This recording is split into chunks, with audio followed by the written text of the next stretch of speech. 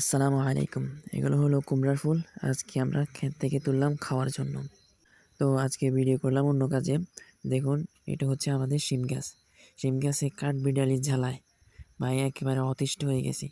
শিম ধরার পরপরই কাঠবিড়ালি এসে খেয়ে চলে যায়। আমরা দেখিও না। কীভাবে যে আসে কাঠবিড়ালি সেটাই আমার মাথায় ধরে না। দেখুন, সব শিম একেবারে খেয়ে চলে যাচ্ছে। আমাদের জন্য কিছু অবশিষ্ট রাখতেছে। কীভাবে যে এর প্রতিকার করবো মাথায় ঢুকতেছে না। এটা মূলত আম গাছের উপরে উঠে গেছে, এই কারণে চলা তাড়াতাড়ি চলে আসে। আমরা কাঠবিড়ালিকে গ্রামের ভাষায় চলা বলি আর কি। আর এগুলো হচ্ছে আমাদের টমেটো গাছ। এগুলো জমিতেই আমরা লাগিয়েছি। টমেটো গাছ দেখুন, এই সারিতে অনেকগুলো আছে মাশাআল্লাহ। আর পাশে দেখতে পাচ্ছেন, এটা হচ্ছে আমাদের মরিচ ক্ষেত। এখানে আমরা মরিচ লাগিয়েছি, কাঁচা মরিচ ক্ষেত। মরিচ ক্ষেত একেবারে শুকিয়ে গেছিলো, এখন আমরা সেচ দিয়ে দিয়েছি আলহামদুলিল্লাহ।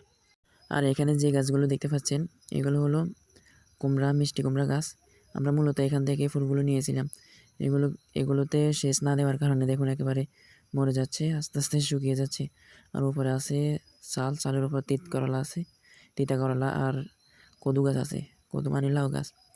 আর চালের নিচে আছে ক্ষীরা গাছ।